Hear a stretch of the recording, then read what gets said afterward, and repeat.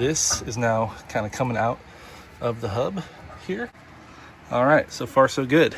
Got that guy off, out of there. You were able to get enough to get this knuckle out of the way. Not hard at all. Just slid it on there. All right, got another fun video for y'all today. Just continuing to do maintenance on this truck. And today we are going to be doing the CV half shaft for the passenger side, so over here. Now, I'm doing the entire CV half shaft, but you don't have to for what I'm doing today. So I've noticed the inside boot, I don't know how well you're gonna be able to see that in there. Maybe you can, maybe you can't, but it's gonna be a little, it's leaking. So there's a tear, I guess the inside is this side. There's a tear inside one of these little ribs. And I don't want to do the boot. I don't want to mess with the grease and getting the boot on there. I'm sure some people are going to say it's a really easy job. This was really not that much more to get a full half shaft or CV shaft. I think it was 160 bucks for the whole thing. And it's a Ford part. You can see the Ford part number on there. So it's not an aftermarket or knockoff or anything like that. It's the actual Ford part. And again, 160, I think, 170, something like that for the entire thing. I don't have to mess with these little one-time clips or putting the reusable clips on there or getting these up around or over the joints there. Didn't want to deal with that. Again, some people may say it's a pretty easy job. I'm not gonna do it. And you're doing pretty much the same amount of work getting the old half shaft out to do the boot. Might as well just replace the whole boot, assuming it comes out and there's no issues. I've seen some videos where these will separate when you try to take them out, so we'll see how difficult of a job it is, but we're gonna work on it today and get this replaced. So I'll get the truck jacked up, get this one wheel off. Thankfully it's just the passenger side wheel here. Do have the E-box springs in there, so I'm sure that's contributing to the increased angle on the CV half shaft there, causing the boot to go. Truck's got 130,000 miles on it, so it's I imagine something that's gonna happen. What my plan is, once I replace this one, I will buy a boot and put on the one that I take off the truck. I've seen there's also split boots, where you can actually, they sell ones that are split. I don't know how long those last, if they do last. And it's something where you don't even have to take it off, you can just put it up over. I don't know. We're gonna go with the Ford part and just replace it. That way there's no variables there. We'll get it taken care of. So I'll set y'all up so y'all can see what I'm doing, but that's what we're doing today. All right, step one, have the truck chocked in the back. We also have the parking brake on and the truck on the ground. This is the front wheels, and I'll break the bolts loose here.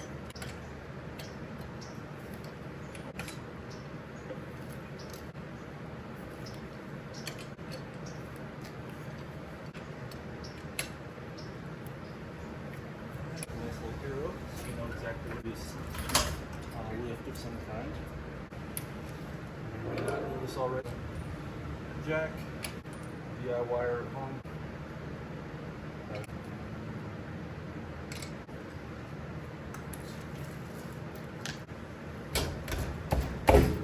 That. And another thing I like to do, which is not a secret, a lot of people do, is I put this underneath where you're working as an extra step of precaution. So what you can see, bring you in here, and don't mind my janky fix on that. It's leaking pretty good. You can see it's nice and wet, and it's spraying grease all over. So it's time to replace this. So I think we got to take off some of the suspension components. We'll take the upper control arm off, and I'll have to put the truck on the jack stands to use the jack and get that taken care of. So we'll do the upper control arm. I don't know if we'll have to take the sway bar links off, maybe.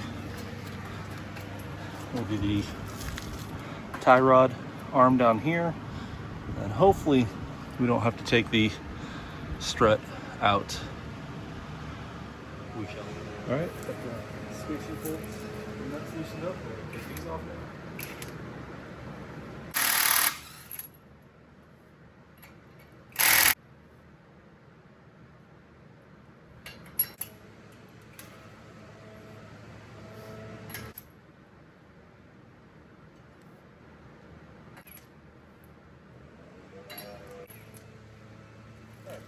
that.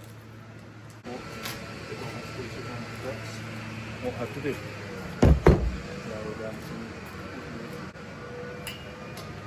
some people will put those pliers on there and rock it back and forth. All right, we'll try some channel locks first. It's literally just a little bit of scuffle. You may notice I keep using metric. That's what I got. So the caliper mount, mounts to the hub, those are 21s. Whatever the SAE equivalent is to those. Got those broken loose with the breaker bar. Now hopefully they'll just come out with the impact here. And then we'll hang up the caliper where it needs to go. Let's see. Oh, love it. Love to see it.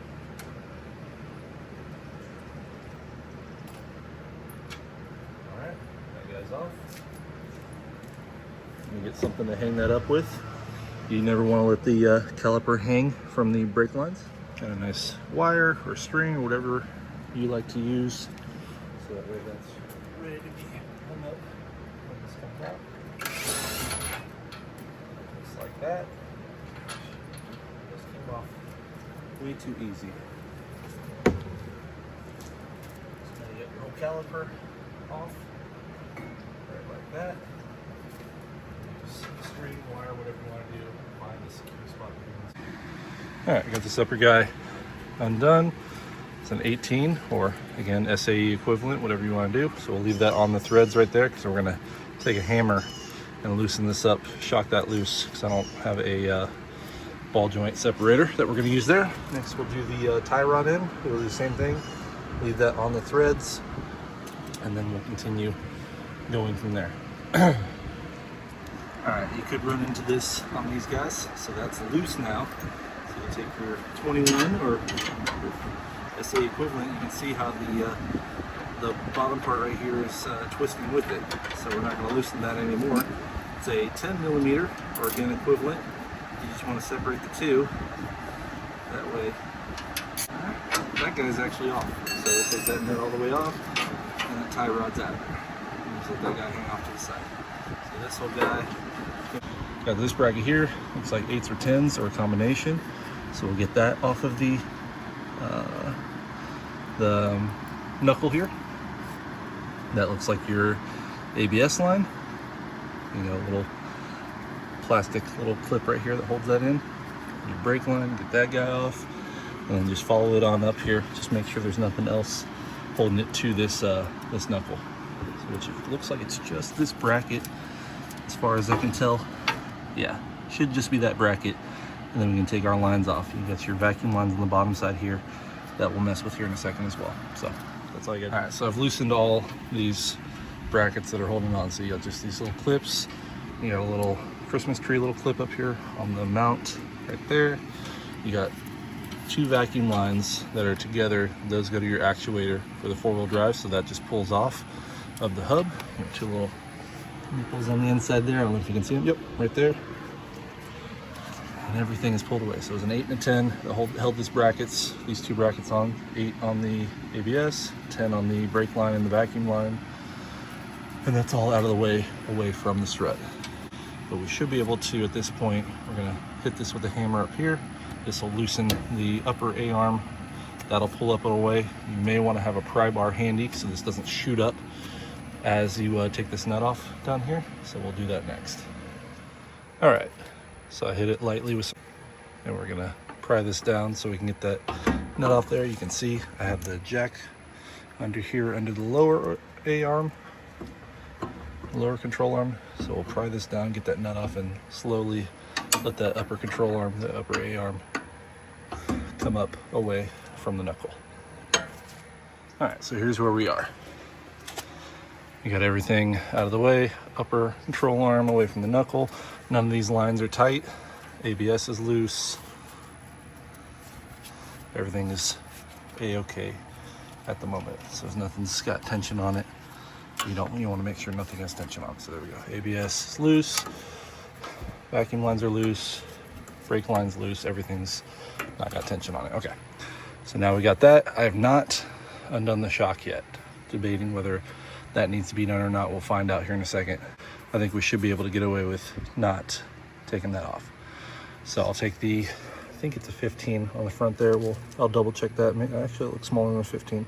We'll take that guy off, and that should allow us to press this guy, this half shaft in away from the knuckle enough to where I can get it out of the knuckle, and then I can pull it out of the front axle. It should just be a pry away on there. We'll see how easy of a job that part is. The guy on the front there's a 13. I use a screwdriver in the vanes of the brake rotor to hold it since the caliper's not on there anymore. And it wasn't tight. Obviously it's a little 13, so you can get it loosened. And we'll get that guy off there. We'll see how far we can get. All right, so progress. That 13's off. This is now kind of coming out of the hub here. So I got it pretty much all the way out. I think if I let the jack down and pull the knuckle away, that should give me enough to get out of the way. All right, so far so good. Got that guy off, out of there. You were able to get enough to get this knuckle out of the way. It's a beautiful thing. So all you had to do was just some pulls on it, and then I grabbed right here and it came out. This, I'll be completely honest, it was an Oklahoma truck before me. I'm in Texas, so not a whole lot of rust on the truck, thankfully, but that slid right out. I'm pretty happy with how that came out. And we are literally at the halfway point. Now it's just reassemble with the new half shaft over there and get it all squared away. Yeah, I'm pretty happy with that. There's our culprit right there. You can see the grease coming out right there, the boot split. So that's nice. Yeah, we are at that point. But that came off beautifully. The axle seal on the front there is still okay. So there's no fluid coming out the side there, obviously. And yeah, pretty easy job. Didn't have to take the strut off. All in all, I'm maybe 45 minutes into this.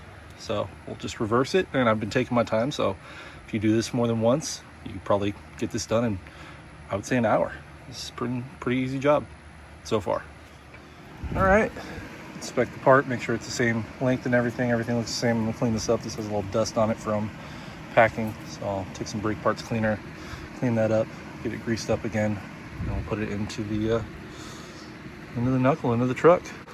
All right, when you're putting this back on, you got your axle right here.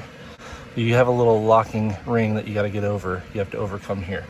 So I don't know if you can see that, how well you can see that, but right where my finger is, about maybe an inch down the half shaft here, the axle shaft coming out of the front diff, there's a little lock ring on there that you have to overcome when you're pushing it on. It wasn't that difficult to get off, so hopefully it's not that difficult to put back on. So that's what we're gonna do now. Not hard at all. Just slid it on there, overcame that little lock ring on there, and we are all the way seated down against the axle. So really very easy. Just a little bit of effort to get it on there. So good to go. Clean up as I go. This is really dirty. Got this side greased up. We're gonna put that back in. Hopefully that's not an animal to do, and we're done. Well, with the actual half shaft replacement, just got to put it all back together. But again, really easy job.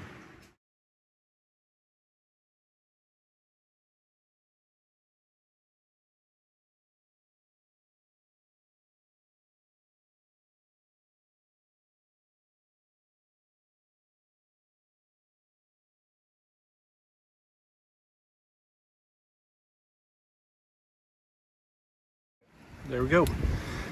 This guy, the tie rod end down here. Got the two on the back of the caliper bracket, and it's all back. You got your 8 and your 10 right here. Didn't have to take the rotor off, didn't have to disconnect the sway bar and link. Everything's back in there. Nice and easy. I'll put torque specs in the description on this guy, and I'm gonna go back through and torque everything down with my well-calibrated arm, exact torque specs. So pretty easy job. Taking my time, hour and a half to somewhere in the neighborhood of that. If you've done it a couple times, you should be able to do it in half that time. So pretty straightforward job. Appreciate y'all watching. Appreciate y'all watching the video. Subscribes are free, so don't forget to subscribe if this is helpful for you. Again, you can just do the boot. you want to, but you're doing 99% of the work there. And for an extra $100, you don't have to worry about greasing the boot up and getting it clamped on there perfectly and all that fun stuff. I chose to do that. I don't know what a shop would charge to do this job. If anybody knows, I would be curious to know how much a shop would charge to do this. But again, a little bit of know-how, basic tools, you know, basic sockets, some open ends and whatnot. It's not anything, didn't really have any special tools that I used here. So it can be done in the driveway or in your garage at home without a lift. Thanks for watching. We'll see you in the next one. Bye.